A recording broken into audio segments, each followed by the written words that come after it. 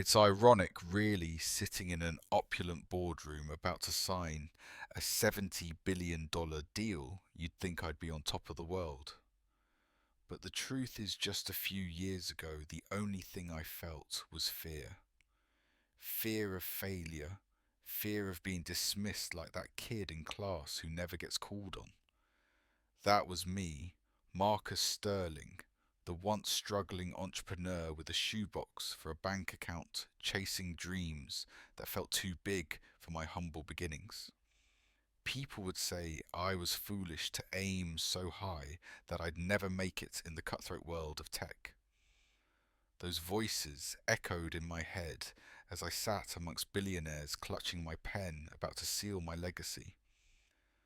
But just then, the unexpected happened. A small figure broke through the noise. Lily Martinez, the 6-year-old daughter of my housekeeper, jumped in with her tiny hands signing danger. I laughed it off at first. How could a child possibly grasp the stakes at play? But there was something raw in her gaze, something that made me pause just when I thought I was on the brink of everything I'd ever wanted. There was a truth in that moment, one that forced me to confront my own ambition. Should I trust my instincts or proceed with the shiny lure of success? I stood at this crossroads, my heart racing as the shadows of betrayal began to darken my sky. Little did I know my journey was just getting started. There it was, the moment I dreamed of, the boardroom flooded with anticipation, the ink barely dry on that $70 billion contract. But just as I stood on the precipice of my greatest triumph, a small figure burst through the noise.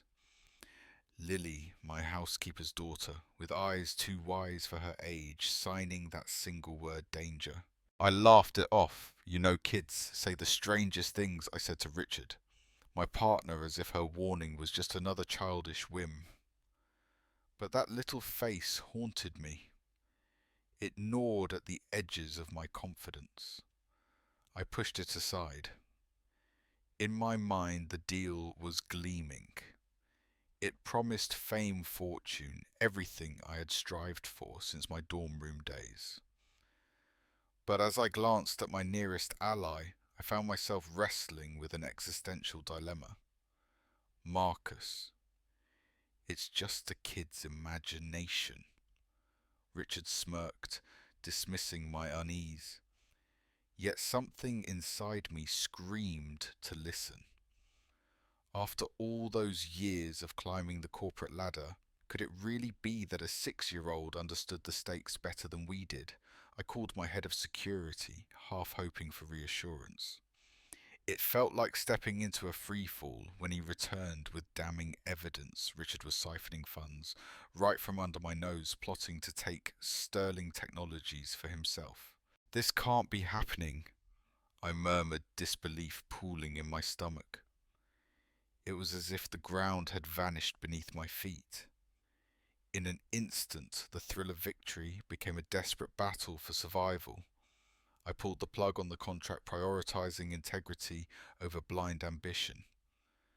The look on Richard's face, the betrayal, the anger was something I'd never forget. You're a fool, Marcus, he shouted, but I stood my ground. Sometimes the cost of integrity is standing alone. And with that, the tidal wave hit. Investors were pulling out. Distrust bubbled among my own team. I could almost hear whispers through the cracks in the walls, echoing my demise. Just when I thought the fall couldn't feel deeper, I felt their laughter. Those who had always underestimated me crescendo into a roar. What now, Sterling? They jeered. But I wasn't done yet. They might have written me off, but they didn't realize the fire still burned within. I was going to rise from this like Phoenix from the ashes. And I wouldn't do it alone. Lily's voice lingered in my mind, piercing through the doubt, urging me to see the world anew. A reminder that strength can come from the most unexpected places. It all spiraled so quickly. I mean, seriously, you wake up thinking you're on the brink of a $70 billion deal, and suddenly you're on a first name basis with despair. One moment you're the CEO of a tech empire, and the next you might as well be the punchline of a really bad corporate joke. Because here's the thing, it was supposed to be smooth sailing, and then bam, betrayal lands in your inbox. Like an unwanted holiday gift, Richard had sold me out. And it wasn't just a simple, you've been ghosted. It was an all-out decimation of everything I believed in. Picture this, investors fleeing like it's the last train out of town, reporters throwing questions at me like I'm some kind of piñata, and my own team. Yeah, they looked at me like someone just dropped a rotten tomato on my head during a standing ovation. Like, hey boss, nice going. How's that integrity treating you now? And for a hot minute, I questioned whether I could pull this off. Doubt. Oh, it's crawled around in my brain like a cockroach feeding on my worst fears. Everyone loves to talk about rising from the ashes, but nobody chats about the hours of sleepless nights, the coffee-fueled marathons staring at walls wondering if I could ever make this right again. But then Lily, this little firecracker with her signs and playfulness. At one point, I caught myself laughing at how ridiculous it was to be getting business advice from a 6-year-old. But damn it if she didn't spark something in me. There was this flicker buried deep nudging. Maybe it's time to smash the mold. Sure, I had moments of hilariously epic failures, like when I suggested kids should help steer the ship of our failing company, and everyone looked at me like I'd suggested we all jump into an ice bath for a corporate retreat. But that spark, it was growing even if people wanted to toss water on it. If I was going to rebuild, I needed to steer through this storm. I could either get mired in the mud of my failure or take a deep breath, double down on the bizarre, and ride that wave. So yeah, it was dark. But the world doesn't always end in despair. Sometimes you just have to make crazy choices, roll up your sleeves, and dive in head first to get to the light. And believe me, this ride was just beginning. The room stilled. Marcus stood at the precipice, his heart racing. He had everything: success, wealth, respect. Yet in that moment he felt entirely hollow, stripped bare by betrayal. Behind him, the whispers of doubt grew louder, echoing in his mind.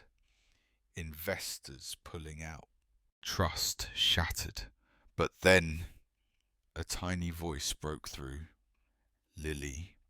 Her wide eyes filled with hope leapt into his thoughts. Mr. Sterling, she said softly, we can help each other.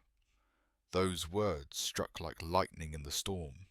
He still remembered the innocence in her insistence, the way she signed danger and made him question everything. Could he truly listen to her? To a child, he remembered the passion he once had, the dreams that felt impossibly large. But they had been swallowed by ambition, clouded by greed. Suddenly clarity washed over him like a warm light. What if he changed the narrative? What if he embraced the overlooked? With trembling hands he pulled out his phone. Set up the youth advisory board, he commanded. The looks of disbelief were palpable. Yet there was a spark inside him, a flicker that refused to be extinguished. Against the odds, he now felt a resurgence, a pulse of energy swelling within. Lily would teach him. He would learn to see the world through her eyes. Together they could reshape the future. A child's perspective could pierce through the clouds of doubt. Reality began to shift. A canvas of possibilities stretched before him. In that raw moment, Marcus chose to rise from the ashes. He would not just rebuild. He would redefine his legacy, driven by those smallest voices whose truths had the power to ignite change. This was not the end. It was the beginning. As the dust settled from the whirlwind of scandal and doubt, a soft, tentative silence settled over the boardroom. A room Marcus had once trembled to enter, now filled with a renewed sense of purpose. The energy was different. It crackled with anticipation as Marcus stood, heart still racing, but this time with unshakable conviction. In the centre of the room sat a large display featuring a headline that read, "Youth Advisory Board, the Future of Innovation."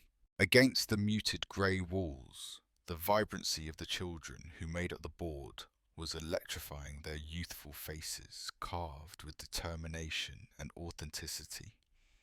The media storm that once threatened to engulf him had transformed into a beacon of hope, rallying people from all corners to really listen. With the press conference only hours away, Marcus glanced to the side, locking eyes with Lily. A quiet smirk danced on her lips, as if to say, "We did this." It was a moment heavy with the weight of his past choices and the dawning realization that true triumph isn't about accolades. It's about lifting others up. As the room filled with reporters, Marcus held his breath, ready to speak. It wasn't just about reclaiming his company's reputation anymore. It was about redefining what leadership meant. Lily stepped forward, her small stature belying the fierce wisdom she possessed. "We are not just children," she proclaimed, voice breaking through the noise, "but the voices of the future." The room erupted in applause. Cameras flashed, and investors began to nod in appreciation of the change brewing right before their eyes. The relief washed over Marcus like a warm embrace, but he knew that success wouldn't erase the scars left by betrayal or the struggle. Instead, it rendered them meaningful, every obstacle now woven into the tapestry of his story. As he stepped away from the podium, the triumphant warmth of accomplishment surged through him, echoing the wisdom he learned from Lily and the others. It wasn't just about achieving personal success. It was about elevating the ones who may have been overlooked.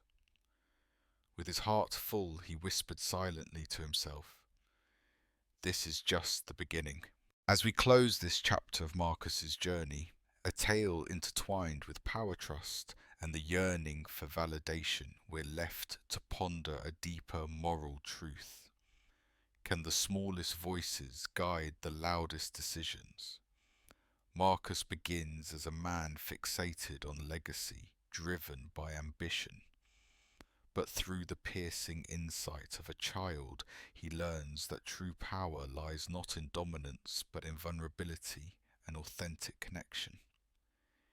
In a world that often equates success with loud proclamations and towering achievements, he discovers that it is the voices we tend to overlook that can illuminate the path to integrity and trust. It's a painful but profound lesson that sometimes when we chase revenge against betrayal, we risk losing sight of what truly matters.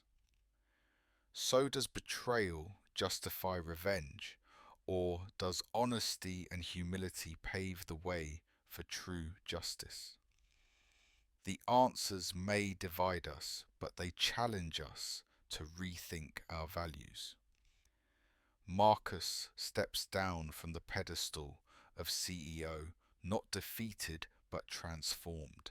He hands over the reins to a successor who embodies the very principles he wrestled with: integrity, innovation, and a listening ear. We see him not just as a corporate leader, but as a mentor to Lily and countless others who now stand ready to shape a better future. What about you? Have you ever found wisdom in an unexpected place? Reflect on your own experiences and share them in the comments.